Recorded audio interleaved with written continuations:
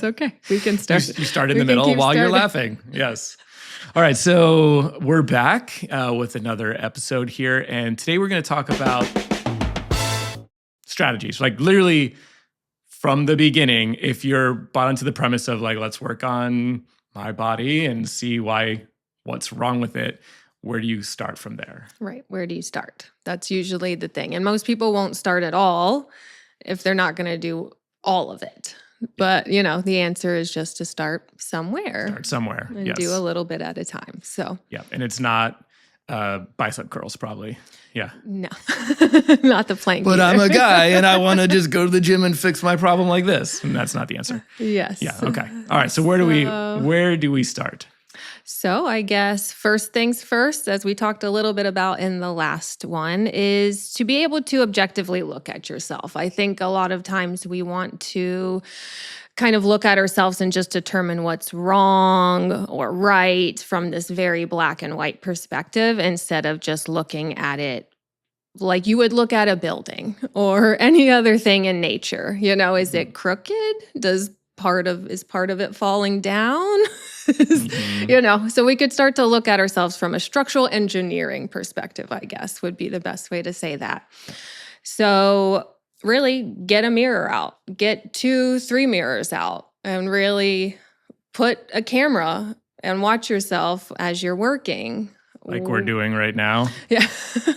What does your body do, though? I think you sent me that meme that was like, as you work, where does your head start to go? I think, we can become very conscious as we sit down, but then over time, as we're really focusing on our computer tasks, what are your weird things that you like to do? Because everybody does different things. Exactly. I did I don't know if it was your suggestion or not, but I wanted to know, so I set up a camera and I filmed for half an hour. I figured long enough to see, I know, all right, I want to sit up. I want to, make sure my spine is good and my head and my neck, I've got good positioning, whatever. And not only, it's just a couple of minutes, I was like, you could see me fighting it. I'm like, oh, nope. Let's bring it back and let's stay upright and whatever.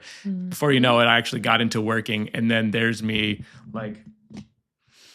hunched over, looking into the looking glass of my screen. And it was like, dude, you were doing this on purpose it's just, but you can't help your subconscious patterns, right? That's why it's fun to look at them. And we, athletes watch themselves on film all the time. You have coaches watching their athletes.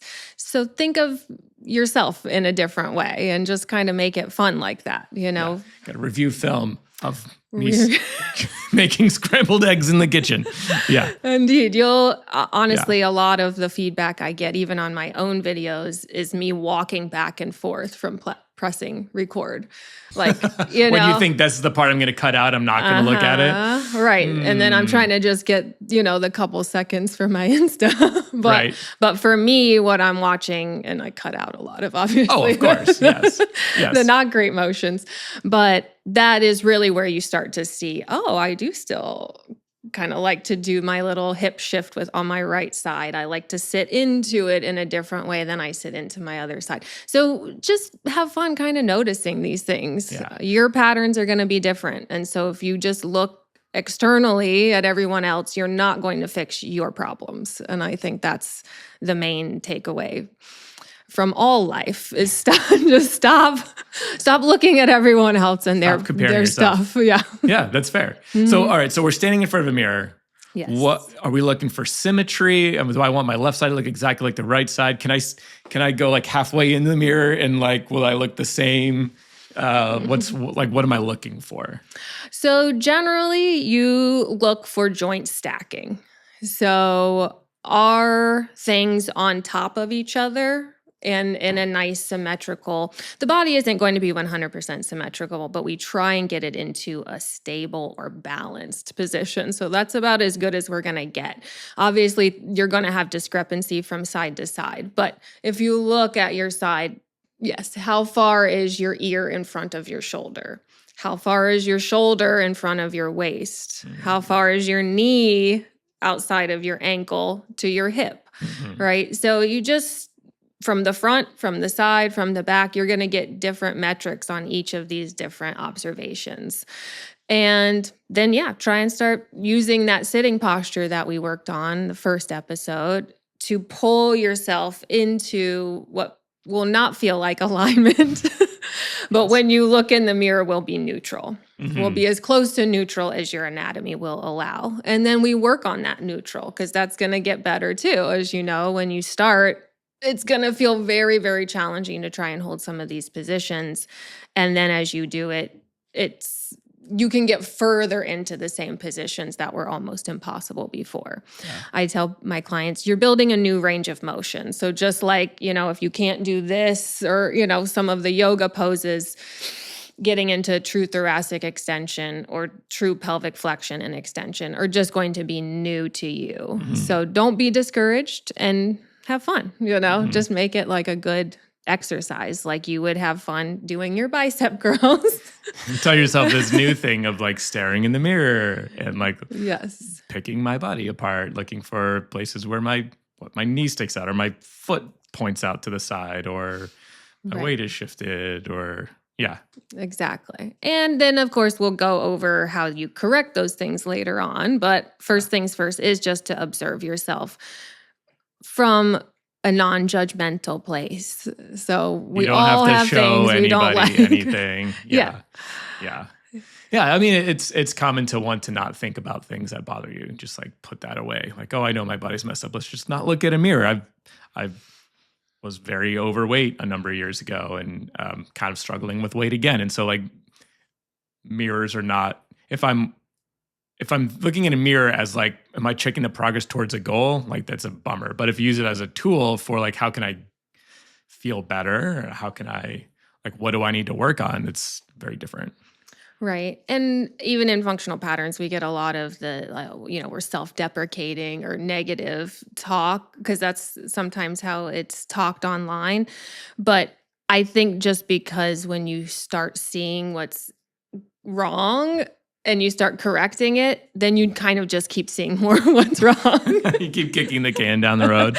And so it's not a bad thing to keep noticing like, oh my gosh, like I thought I was not very far off. Right. Now 5 years in, I recognize I have so much more to go. It's just like the more you know, the more you need to know about something. Right. And so it leads you to want to keep being better in different aspects. And there's really no end to it, I don't think. So, which is on one hand, like I don't know, maybe it's depressing, but if you look at the progress you've made, like just from the weekly sessions we've been doing, like I don't know if I mentioned this in the last episode, but I used to stand with my hips forward and my head, I'm sitting, so I can't really do it sitting, but like, no, you can't. I can't do it anymore. There was this natural position I would find myself in, like my body won't, like I can't even force it into it anymore. Right. I'm like, wow, okay, so you can change your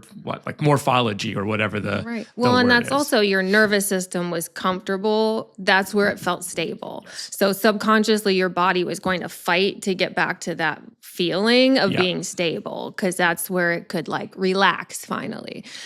Otherwise, your nervous system is bouncing around trying to find just a place to be calm at. And that's usually why we're wasting all of that excess energy, why people are hyper stressed out and anxious and everything else. It's really their nervous system happening, too much. There's too much information that is trying to offset and just wants to be a little bit stable so that it can relax. And unfortunately, nobody's talking about this. Yeah. I feel like this is like, to me, probably one of the biggest like aha moments. Like I know there's work to do. There's stretches that'll help, or there's movements that'll help. But like conceptually, that idea is like kind of game changing. Right. And now your body doesn't want to go there because it's like, oh, well, this is like way nicer. Right.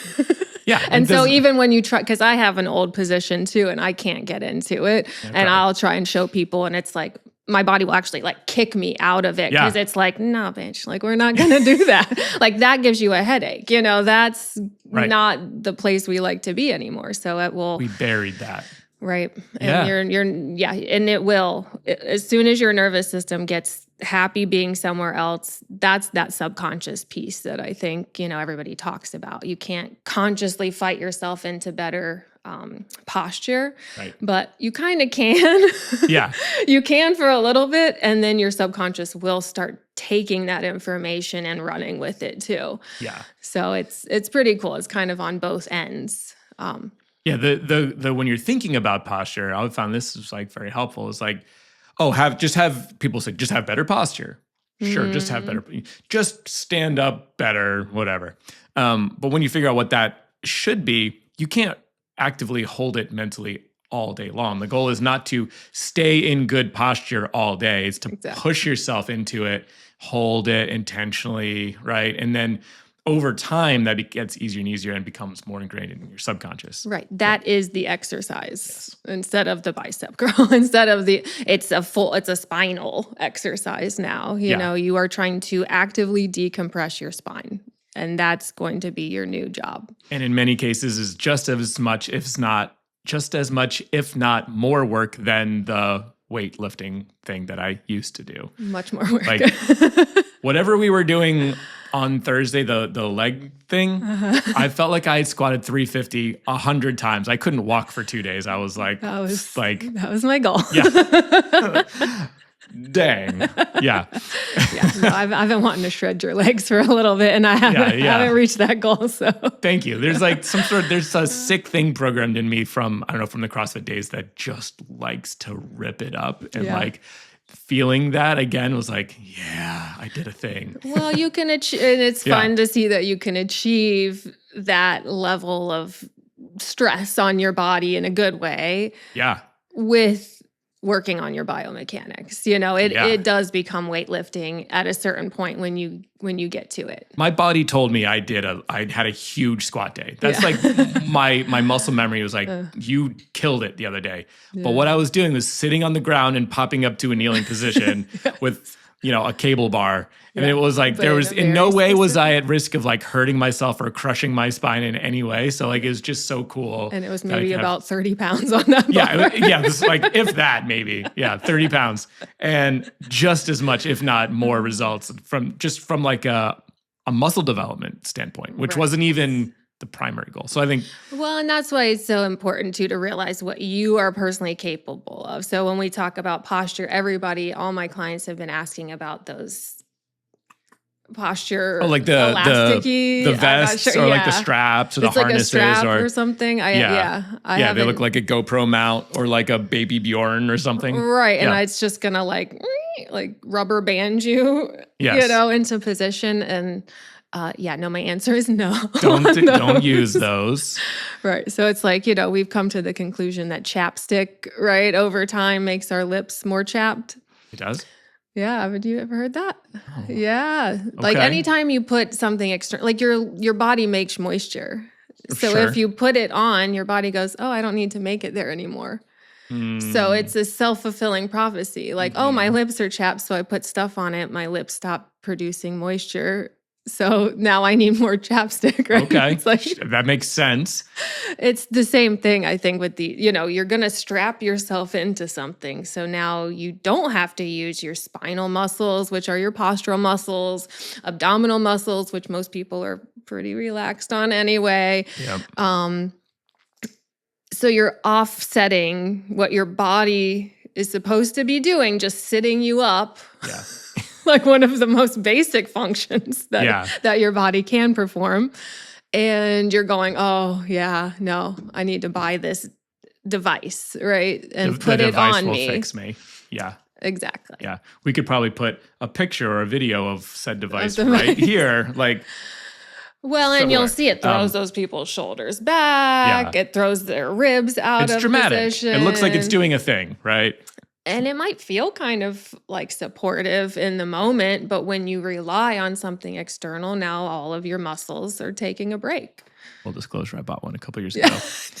I did send it back pretty quick. I'm like, did you try it though? I did, yeah. How was it? Does it like pop you up or something? It was very uncomfortable. Okay. Yeah, it put so much strain. Yeah, so you strap it on and then it pulled my shoulders so far back that I couldn't reach. I had to be like actively straining to reach my keyboard. I'm like, there's no way this can't be the answer. No. Yeah. Well, and we talked a little bit last time about shoulders back is the biggest. The wrong prompt. Right. That's the worst idea for good posture is to put your shoulders back. It puts you at a weak position. Like I will have my clients, even older ladies, I'll make them stand like that and then I'll run from across the room at them as fast as I can. Like I'm going to push them over. And see what they do? Well, and they're always like, and they put their shoulders up. Put their shoulders forward. They put them in the right position. Yeah. Because it's really, if you're back, like you're in victim posture, I feel like. You're just like, hey, take advantage of me. Yeah, I feel very here. vulnerable like this. It's not and you're off balance. You're off, you're just completely out of I feel like too, when you put your shoulders back like this, don't you feel like you're all in your arms, like peripherally? Like I feel like my side body is really kind of active and my arms are really like awake and aware, but my center, I don't have much feeling this over. This is going to be the thumbnail. But really push your shoulders forward and feel how it all comes back to center. I feel like I have like a new range of motion. Like I now like in control of this zone. Right. And you have like all this power now to move from. But when you're out here, it feels like you're kind of just... Yeah. That's when I see like someone who's done a lot of yoga, they're very peripheral. Their elbows float like further back above their butt sometimes. And it's like, how do you get things forward? If you trip and fall, now you have to bring, if you're here, you just lift your hands if you trip and fall. I don't know. And our scapulas, which are the only bone that's muscularly connected, what happens then? They're just winged out, kind of floating. Right. They act as anchors for your whole body to, Yeah, scapulas, your shoulder blades for those. Yes. If you're new to this stuff, we can explain everything to everybody. And so that, I mean, if you're just going to be in a not optimized position, right? If to fall, to fight, to do anything important that is going to be, protective over your body. But that's why those people tend to have some of the mental issues that they have too. Yeah. Yeah. You've talked about like gorilla mode, right? When we're doing some movements, it's like you're bringing like all that up and forward. Not that you walk around like this, but it's just the exercise. It's the exercise, yeah. Because it's the opposite of what you do normally. Right. So if you're doing this all day normally, if I'm as a massage therapist in flexion all day normally, bent over, sometimes almost 75 to 80 degrees as I'm working on people. Do I want to do exercises then, on my off time that are putting me into flexion? Yeah. Do I want to be doing bicep curls? Do I want to be doing, the machines at the gym that are pretty much all flexion based? No. You want to do kind of something the opposite of that. To unwind what you've just done. Right. If all the muscles on the front of my body are being used all day in my actual work, why would I want to work out and make them more tight? Yeah. So how do I offset that in my exercise time? How do I correct some of my imbalances instead of forcing myself into those imbalances?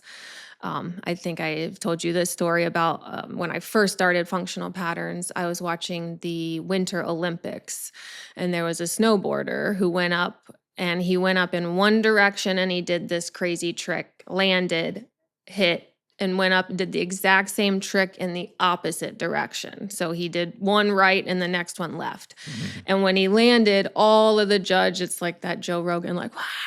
Yeah.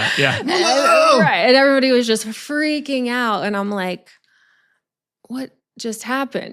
What? He did it on the hard side. He went fakey or whatever. He did both. Yeah. And so we as humans can spiral in one direction pretty easily, whichever that direct, right-handed, left-handed, or whatever sport we played. We figured out how to spiral really strongly in one direction, but an athlete that can spiral in both directions, that's like, epic. Right. That's where you get those scores and those applauses and stuff. So that made me realize like, oh, it's our adaptability that increases our athleticism. It's not our ability to perform an athletic task in one way. It's our ability to perform that athletic task in all of the ways that it could be performed. Right. And that, I think, was really kind of my eye-opening moment with all of this, that, if I can't do something on one side, I do it twice as many times. I might not do it on the side that I'm really good at, because that's not the exercise, right? Like I'm not going to be improving that. I need to improve what I can't do. Right. So it's just a different type of strategy, type of looking at, what does come first. Very cool. So, and everybody's going to be different. Everybody's going to be different. Yeah. I've thought about it, and I didn't bring one. Maybe I could cut it in, but I was thinking about how if you take a paper clip, this is something I was always used to do, is you'd bend it out so it no longer has the original shape. And then if you squeeze it, again, you can't squeeze it back into shape. You have to squeeze it past where it started to get it back to the beginning. Does that make sense? Can you picture that? So when you're out, you've done all that stuff to stretch yourself in one direction. You have to go beyond neutral to get progress back towards neutral again. Yeah. Pretty much. Yeah, I came up with an analogy. Yeah. All right. We might cut that. Yeah. Well, it's okay. But it does. Sometimes it will take you, more effort on the other end than it would have been to never get into that position in the first place. Which is why if you had just never bent it, right? Yes, if you never bent it. If you had just prevented the bending from happening. But also we are the folly of youth. You know what I mean? We come into our bodies. Right. Nothing hurts. Right. And then we get to have all this fun. And I have 3 kids. My son, we had a soccer this weekend, played an awesome game. He doesn't seem to get hurt. I'm like, what are you doing? Slide tackling. He's all cut up. He got cleated in the face last weekend. Oh my gosh. He's like, yeah, it's fine. That wouldn't take me down for weeks. Right. But they got, the hormones that he has in his body right now are the highest testosterone he's ever going to get, in his entire life. So enjoy it, I guess. Right. Yeah. That's what I mean. It's you can feel, just the vibrancy of youth on these people when they're, my daughter's little dance recital. I would just, those young women just bouncing in the air and with their lithe, long arms and legs. And I'd just be like, wow, that it really is the magic of youth. We get all these amazing hormones and all the collagen and elastin fibers just ready and bouncy. Rebuild so quick. Yeah. And the fascia itself is bouncy. We say that, when a child falls down the stairs, their buoyancy, right? The fascia has buoyancy. They boing, boing, they kind of bounce when they fall. Can confirm. An old person falling like a bag of bricks. It's dehydrated, right? So right? There's a crunch, there's a snap, there's a twig breaking sounds. So that is the beauty of those young bodies. And how do we keep that though, But as if we had known this maybe when we were 20. We would have done a couple less stupid things. Maybe not. I guarantee you I wouldn't have. Still doing stupid things. Yeah, probably not. Yeah. I was having a good time. Being stupid is fun sometimes. So what can we do to fix it now? Accidents happen. Yeah. And accidents happen, for sure. Right. I'm sure you've been in car accidents. I've, had my minor fair ones. share. Yeah. You've had major. Yes. Yeah. And so that does, you can't always depend on, what I've done or haven't done in my life. So So a lot of times, usually people are finding what is painful and using, the Theracanes or the balls or the massage gun or the dreaded massage gun to actually attack the problem. So we talked a little bit about fascia last time, and maybe this is where we show the oobleck stuff. Yeah. But I always tell people, you've at least gone in a pool, a lake, the ocean with a boogie board, a pool noodle. What happens when you push that boogie board into the water? Really just push it as hard as you can. Yeah, you displace some water, and then it comes back up twice as hard. It usually flies up and hits you in the chin or whatever. Yep. Is you just went, bam. So that's what our fascia is made out of. It's just a watery, buoyant tissue that when you press into it, it pushes back with as much, if not double the force. Yeah. So, and for the real nerds out there, your fascia is a non-Newtonian fluid. Yes. Which, if you have kids watching science channels, you've probably seen oobleck and like all of like. Yeah. My daughter loves talking about oobleck and making it with cornstarch and water and whatever it is. I haven't done it yet, but I want. We should do it. We could do it. Yeah, we probably should have done it for this very moment, but there's time. We can do it next time. Yeah.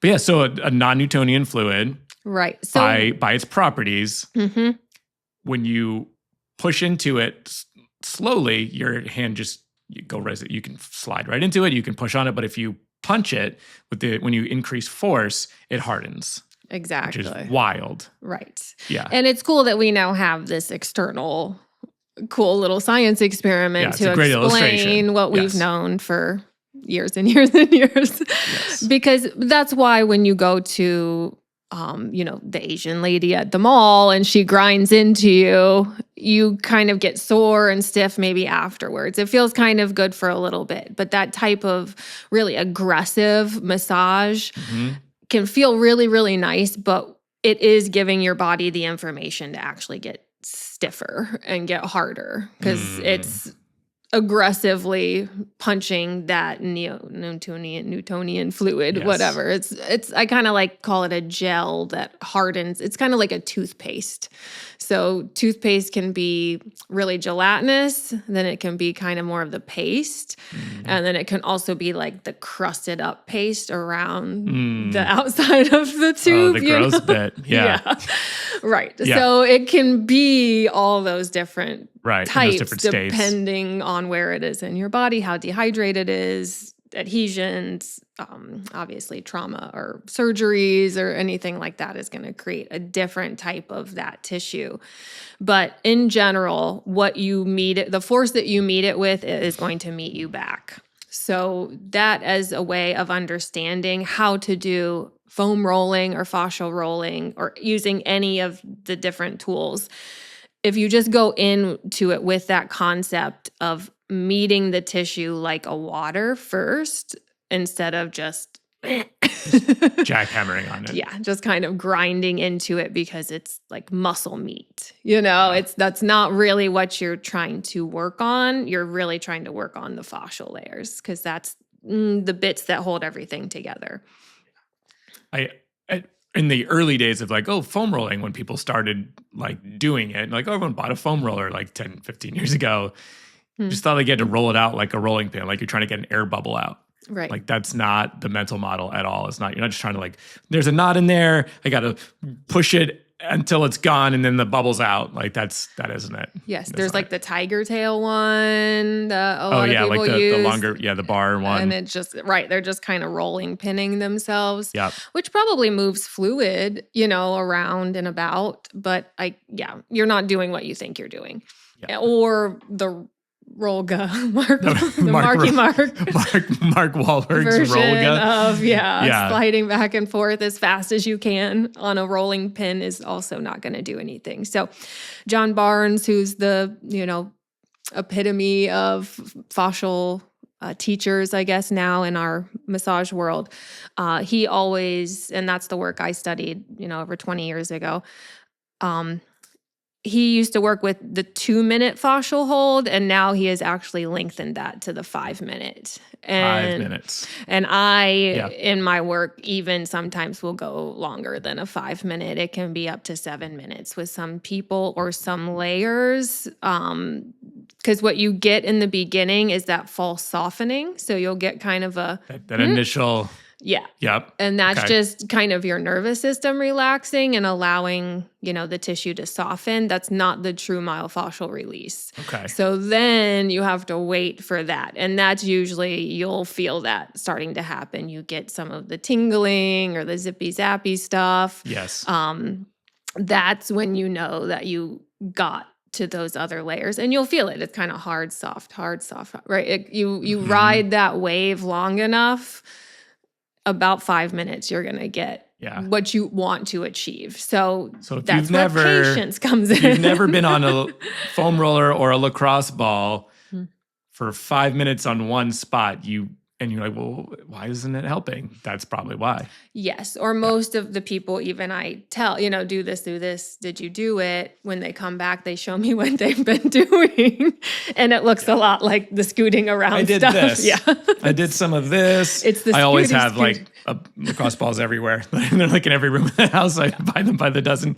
But yeah, I just kind of mushed it in there, and that should be good. Yeah. So scoot on it. Yeah. Is usually not going to get you there either. So a lot of times too, strategically, people are attacking the pain site. Right. So my left shoulder right here is always killing me. Let me dig into it. Just dig into it. Let me get every tool I can and dig. Yeah, let's try it all. Let's try the Theracane. Let's try the massage gun. Yes. And let's just tick this spot off that's already probably unhappy. I punish it. Okay. Yes. So this is where we get into the sciencey bit. So I love the sciencey bit. Yeah. I'm a nerd. Yeah. So there's something called the Golgi tendon body or the Golgi tendon apparatus that lives in there and lives in the tendon. So when the tendon gets too stretched, it sends off this signal to your brain to tighten up that muscle to keep it short. So one thing we do not want to have happen is things to get ripped off. You know what I mean? Agreed. Our body wants to keep us all together. So a short muscle is never going to be the problem. A short muscle is on. It's staying on. It's actually staying on better than the other muscles because it's so nice and tight. Sure. A long muscle or a long tendon is unhappy because it feels like it might tear. And our body doesn't want to tear it, right? So it's going to do everything it can to prevent that. So when things get a little too far, even a millimeter, it's going to send information to your brain to tighten up. So the short side, happy as a clam. The long side is the side getting all the information, all of the neurotransmitters, all the pissed offness is going there. And so your body and your sensations are going to that site, not to this side over here that's actually the problem causer and is just super happy. So looking at yourself can give yourself, some of these clues too. Like, oh, this hurts, but this shoulder is actually way shorter, way tighter. Or a lot of times it hurts here. What does your pec look like? Is this shortened front way? Like we're 3 dimensions. So you can't just 4 sides. So you can't just look at one side. So a lot of times people, if this side's tight, then that means it's the right side. No, it could actually be then the front side. Right. Or it could be, underneath the pec over here that's causing up here to be complementary pulled. sides this way. There are some crisscrosses for certain things, right? Exactly. Some alternate side stuff going on. So that's where you get into, some of the more fine tuning. But just to have that conceptually, you'll be able to figure out a lot of your problems yourself too. Okay, this hurts. This is rounded. Let me do some pec release and see if, that didn't help. Let me do a different pec release. Let's try and troubleshoot it out instead of just attacking the site that's in pain. Right. Because it's usually never the problem. That's like referred pain. Yes. It's like coming, Yeah. And then that's what I get a lot of. Well, why aren't you working that? Just give me a couple sessions, And then I think I told you one person, they were like, well, it does seem to be working. So they were like, you can do it differently if you want, but this way does seem to be working. Yeah. So you can also keep doing that. Right. Like what are some common pairs like that would be like shoulder to pec? Shoulder to pec's a big one. A lot of times the upper trap is taking the pain is actually coming from the very lower part of the trap. So it's like all the way down. The trap covers up quite a bit of your body. It's a big one. It goes way down further than you think it does. Low back is generally a psoas. Psoas is the front side of your... the iliacus or the psoas. It could just be an attachment issue. It can be sometimes a hamstring Yep. attachment or an adduction attachment that's causing some of the external glute kind of referring. People who have the sciatic pain more on the side that refers down, kind of the side of the leg to the knee. Hmm. That can even be coming from the adductor on the opposite side of the leg. Hmm. About like wrist pain. Wrist can come all the way up from shoulder or pec. A lot of times carpal tunnel surgeries are done. The carpal tunnel is a very small literal tunnel that, some nerves go through. Most of the time that entrapment is happening all the way up here at the brachial plexus though. So it's going to be, all these nerves coming out here. A lot of times the like pec minor, like right here. Interesting. So I would say very common if right now our tech people are our primary audience. Carpal tunnel is super common. It's usually your mouse hand because it's the one that's like always here. Kicked up. But I would say, I know every time that's hurt, my pecs are also. It's usually because your arm doesn't move on its own, right? Like it's something has to drive that motion. Yeah, right. I always tell people too. There's basically no muscles in your hands. You have your thenar eminence and your antethenar eminence. There's not a ton of like large muscle groups or anything, so it's not. It's not muscular tension. It's going to come from your forearm, shoulder. I've been getting a lot of people with anterior delt issues, the raising of the arm or getting it back. And that's actually a serratus attachment back here that's restricting them from coming forward. So, it's not always what you think it is. Yeah. So go around the problem. Is the problem on your arm? Try somewhere. Yeah. Like, you have sharp pain somewhere. Look for maybe dull pain somewhere else, or for like tightness maybe. Yeah, or, that big wadded up feeling is usually going to be the culprit. It's going to feel safe, happy, and wadded up. Yeah. And that's that little happy tight muscle that's causing all the other problems. I love debugging this stuff like on my friends. Like, and whenever I'm right, it feels so good. It's like just last night, hanging out with a buddy. He's like, any idea why I have like just so much sharp pain right here? I can't get rid of it. I can't roll it out. Like nothing seems to work. I'm like, pec's really tight. He's like, yeah. It's like, do you sleep like this? And he's like, yeah. I'm like, yay. Take your lacrosse ball, stay against the wall for 5 minutes. Yeah. He's like, oh yeah. I'm like, all right, cool. We're onto something. Or he could just put that ball in that shoulder blade for the next 6 months and get nowhere. Right. And then say it's myofascial release doesn't work. It doesn't work. I need a chiropractor. I need a surgery. Yeah. Exactly. So it's usually just getting outside of the normal train of thought, trying to think a little bit differently about it, but you can solve your problems. That you don't need external devices. You don't need, you might need a lacrosse ball, you might go buy a lacrosse ball. We make no money on them. Yeah.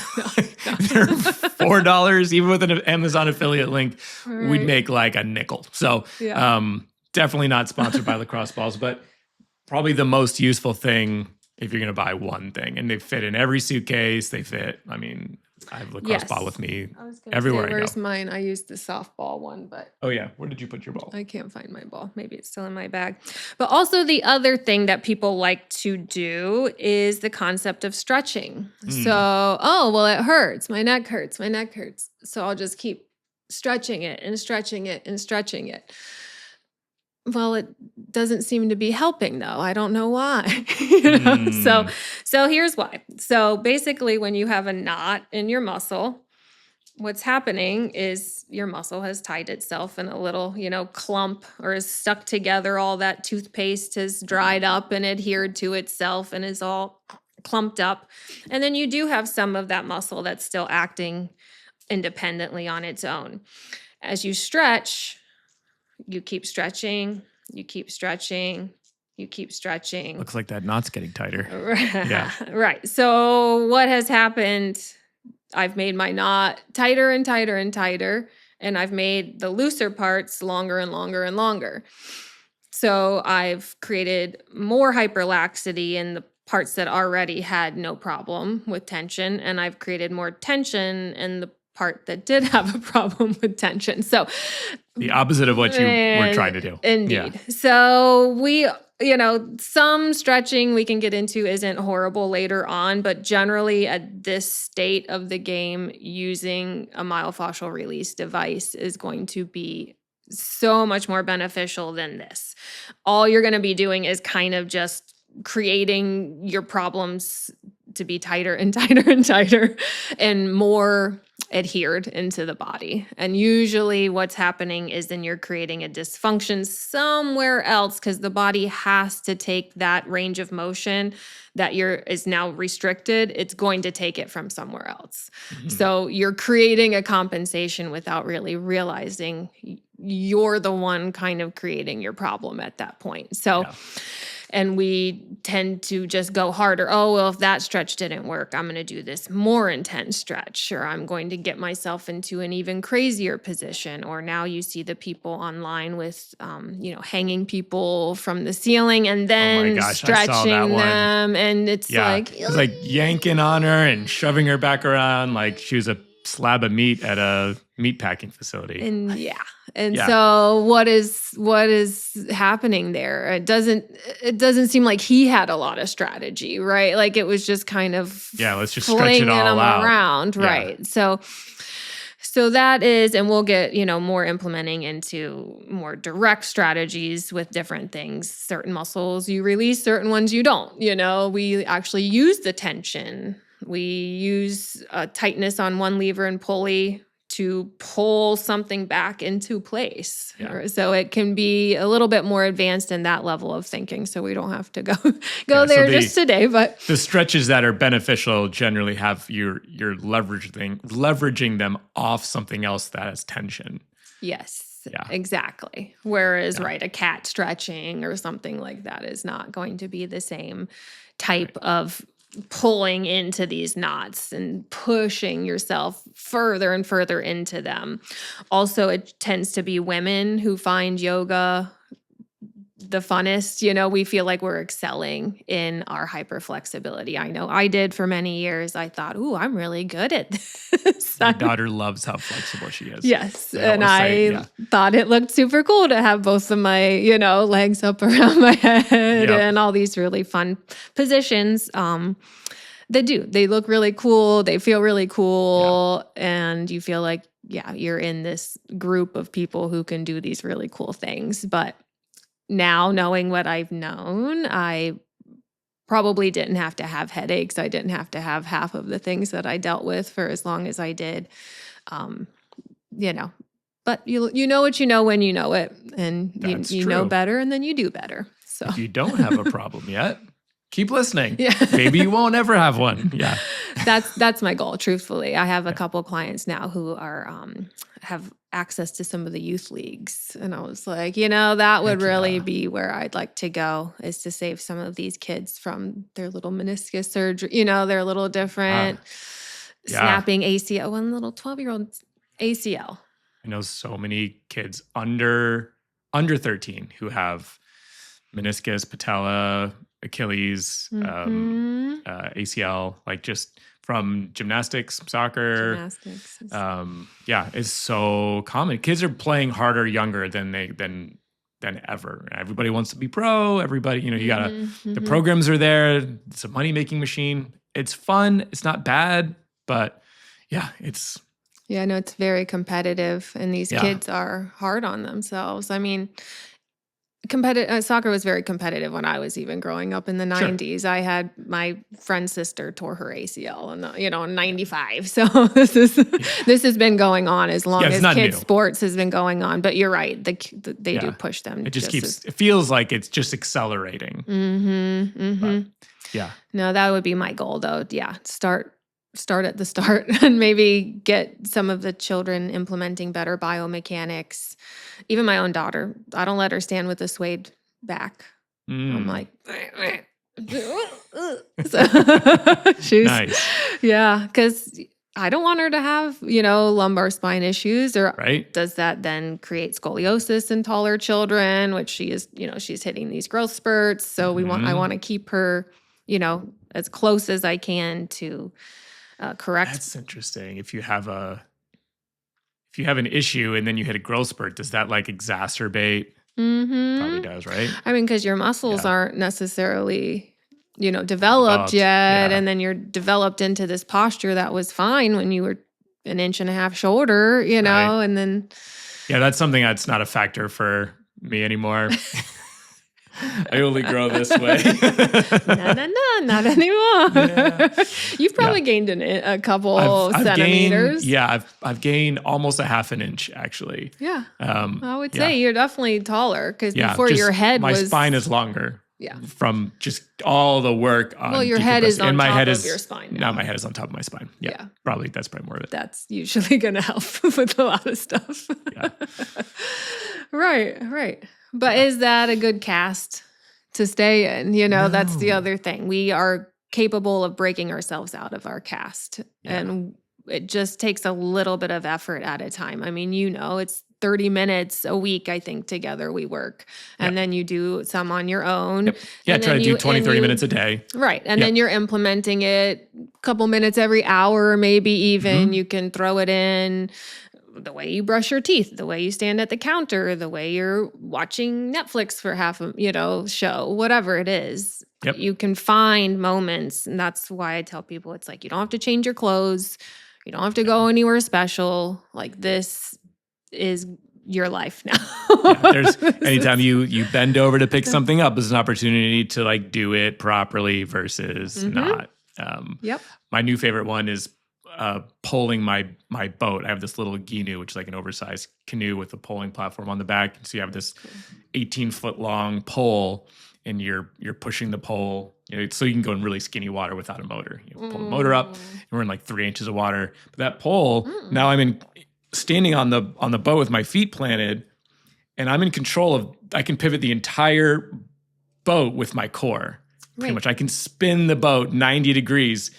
Literally by just moving the tension in my core and just pressing that pole into the ground. And it's a fun way now to think about what I'm doing mechanically. Right. And how much force your spine can generate by separating out its rotational qualities. Oh, yeah. I wonder what I would have done polling before this.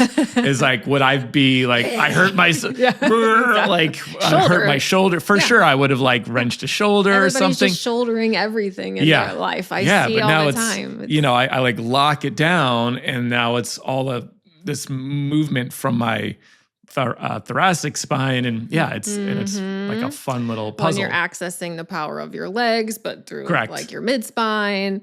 Yeah. It's a nice way to feel those connections and feel how powerful your muscles really are when they work together as a unit too, instead of trying to. Interesting way than a leg press machine. I've managed to push this weight from here to here. It's like, well, I mean, that's impressive. It's okay. But then I don't know, I feel like there's cooler ways to see what your body can do than the gym now that I've seen the light. Yeah. Well, and you see, I mean, I work on people all the time who spend hours and hours and hours in the gym, but they can't take a step right to save their lives, Yep. And they definitely couldn't run, their gait mechanics or, I think I told you one young person I was working on, they were having to move their whole head anytime they took a step. Like their whole upper body had to do just like the weirdest thing. And I'm like, but they work out at the gym a lot. So they probably are, not really noticing how much that their head they're and building neck a cast that's like essentially connecting so many of those forward sagittal plane movements together. Right. And I wonder if doing those machines, you kind of do your head like that anyway. I don't know. I was going to maybe go to the Y and try a machine just to watch. just to see what do I want to do when I'm doing that, just to play around with some of those dysfunction patterns too. Right. The machines definitely can be problematic in that they don't move. They're rigid. Well, and so the goal is to get this lever, this arm or this thing from here to there. So it doesn't matter what your body's doing. If you get the thing to swing from here to there, you feel like you did it. That's a rep. But is it a nice clean? If you're doing a leg thing, you can't see my legs. I don't know. What if you're doing the pec fly? Are you like this, or are you like this, or like how like even and smooth is it? Yeah, I saw a video of a guy doing the leg one, and he was like, his whole body was, doing stuff, just jerking and on it, and like it's like it's a rep. You have done a rep. Yeah. Or me and a girl were talking about if you're smaller, those machines are only fitting certain bodies. And so they have some adjustments, but they're usually only one point of adjustment. Right. If you're 5'3" or whatever this, young woman was, it's like, that's not going to really be good on your shoulders. Like it's not going to, it's going to take you kind of outside of that range. Yeah. But like I said, I was kind of wondering then, is that why these people have, some of the traits that they have is because that's the type of exercises they've been doing. And so those are the compensations that they've been creating now for years and years and years. And which is not to say that exercise is bad or that going to the gym is bad, but there's a wide range of things you could do there. Some of them are problematic. Right. Yeah. Not all movement is medicine, as they said today. Yeah. Well, and also they have mirrors at the gym for a reason, though, too. And I wonder, to look at your swollenness. Right. I'm like, if you're rocking all over, or if you're doing really weird things on one side that then you're not doing on the other side, that's a good time to start observing that stuff too. We're not saying stop working out altogether, but just be observant of everything you do. Walking, working out, watching TV, set up a little camera. I think I told you. I don't want to know because I know what's happening. Right. Well, I told you I have this rib issue and all the trainers were trying to fix it. And, I'm spending hundreds of dollars a week going to all these special people. And I realized I get on the couch and I shift my whole ribs in that direction. And then I put my feet up on my coffee table in this direction. And then I get the remote and I hang out like that with literally my ribs with your rib popped out. Yeah, literally it's completely outside of my body. And once I saw it, I could not unsee it. And now I have to sit. You have a cue, and now, Or actually, I've tried to shift the other way for a little bit. Okay, right. Bend that paper clip back and even it out. I was like, well, we'll try this for a little bit. I don't know. And then at some point, knock it off. Right. Yeah. But it's all an experiment, and I think that's the fun thing too. Is nobody's going to have the answers for you. Right. And I tell my clients all the time, do it wrong. Do it wrong a couple times. Does that feel wrong? Yep. Like that will make it more easier for you to understand how not to do it the next time. But if you are so afraid of doing something wrong that you're never going to try, you're also creating a cast for yourself, and that's not going to ever be helpful. So, be exploratory. Yeah. Try things out. Yeah. And I don't think I could go back to working out or doing like all these movements and stuff without the mirror. Got one for my garage and it was totally like, I never wanted a mirror. Like, what do I want to like look at my muscles? It's like, yes, but like not for the reason you think. Exactly. It's not to admire them because let's be honest, there's always someone with bigger, better muscles. Like you're never going to keep up in that game. I just want to see how I'm moving. Right. Or are they on? Like are they even on? Yeah. For a long time, I worked out in a bathing suit in my backyard, and I went to Walmart. It was during like back to school, and I bought, I think, 4 of those $20 like college hang on the back of the door mirrors. And I have some trees, so I had them. Propped up on your trees. Okay. I had them like all on these trees, but it was like a weird circle around me. Sure. And it looked very much like I was a weird narcissist. But by doing that, because I had a pretty traumatic C-section, I had no lower pelvic floor connection at all into my oblique sling, and then none from that into my adductors. So there was just this hot dead zone of really what is all the stuff that keeps your legs on, right? Like it's all the really, really important lower pelvic floor stuff that they talk about for women. Your adductors are a part of that. So I bought some bathing suits and I would work out in those mirrors, in those bathing suits, and I could get part of my connection abdominally. But if I didn't do certain things and look in the mirror like my adductors would not turn on. Mm. And so just like I said, if you, just You're like your watching little it. kid. Yep. Because sometimes this movement, the differences can be very small to Yep. get something to engage. It's like tightening something or twisting or lifting, or they're small. Or even just looking at it sometimes will make it turn on. And that's what's, I always say it's the like quantum state, right? Exactly. Like the observation changes the results. Yeah. And things tend to behave when they're being watched. And so when you watch it will behave. And that was the only way that I could get my adductors from my legs. And then I started getting into my quads, and my knee problems started getting better. It was one thing at a time, but a lot of it was my awareness on it and just keeping an eye on it. Like, bitch better fire. Like, well, we found a dead zone on my body recently that now trying to work on. And that's why having the shirt off or having less clothes on can be really important. We need a second mirror, though. Back to school season. It might still be going on at Walmart. Just a cheaper, just a real cheap, small second one that I could then position the bigger one, because I have a bigger one on wheels. Right. Because like my low back doesn't want to activate because it's now, but right, because your upper cervical, my upper cervical spine has pushed out this way, so my lower spine has compensated by pushing that way, and has gotten really comfortable with not moving. Right. And we could even explain too how the spine, each vertebra has a specific amount of curvature.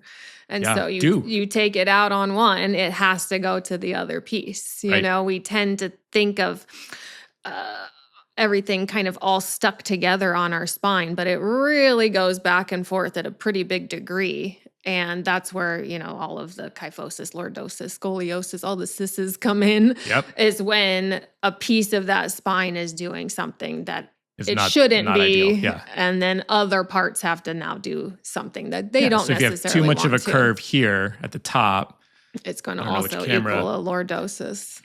It's going to compensate. Yeah. Right. So it just goes, one to the other. Also, we have the rotation in each part of our spine, and that's what equals, what is it? The 100 something degrees of rotation that we can actually achieve. But they all are on top of each other, stacked like a snake. So each one doesn't rotate individually. I thought, wouldn't that be so interesting? like we would just be like, oh, like we would never get anything done. That would be weird. Yeah. So, our spine rotates in cooperation and in conjunction with the one next to it. It's not so independent. Because if it was, we would be so unstable. We would just bunch of owl heads. We would never get anything.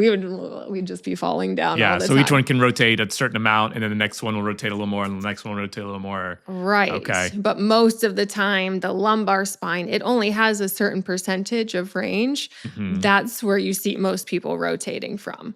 So when you see people walking, they're stiff here, and it's all happening here. Yeah, and you have these hip hikes where you see, like swinging or... Yep. Yeah. So just start observing people too. It's fun people watching stuff. Is going to the cafe and people watch in a whole new way now, right? It's like some people like to go to Walmart and see what kind of stuff's going on there. It's just regular life. Like, what do they do? Can I guess what they do for a living based on the way that they're moving? I don't know that I'm very good at it yet, but I like the starting to like just chip away at the problem. You'll get it. Yeah. But it's sad to see some of the positions that young kids are even in with hyperextended, necks, and sway like low backs. And, but they could probably get better so quickly though, because they're so young, right? Honestly, it's so just fast. A little. Like I said, I've cued my daughter and she is so fast. Yes. Yeah. I try and cue Matt. No, not so much. No, not so much. I've taught her how to throw. I've taught her she's really, really, but the young people and the young bodies, the young brains, that plasticity that, we do. And I think we can take some of that on, that's why I love this work, is because I've always loved my imagination. And that's something that I just think is the gold in our world. If you can live in your imagination, and leave some of the rest of what everybody tells you can happen or should be done. Yeah. And it's like, or I can do what I want to do. Sounds pretty good. Right. Yeah. And I think that if you don't listen to what other people tell you can and can't do, and you go, no, I can imagine this thing. And if you can imagine it, I think it can happen. So I don't know, it worked for me at this point anyway. My delusional states have. You've helped my friend circle, everybody goes to you. Yeah, They're like, it's like, oh, someone's like, oh, I went to Marce this week. And he was like, oh, what did she work on? Oh, I'm feeling so much better here and this and that and blah, blah, blah. And or I'm going on Thursday. And everyone's like, yeah, it's like. Well, and I love hearing, oh, I showed that to my daughter. Oh, my friend was having a similar thing. And so I showed him the exercise. Yep. And it's like, that's what I love, because I don't have time to see every person on the planet. Right. And, that's why we're doing this podcast. It's like, maybe let's get some of this information out there so people can start to chip away on their own. And exactly. Yeah. But and that's what's cool. Then yes, your friend can be helped by you fixing your problem first. Right. And now you get to be the expert, and that's what's cool about it, is we all are the experts of our own bodies.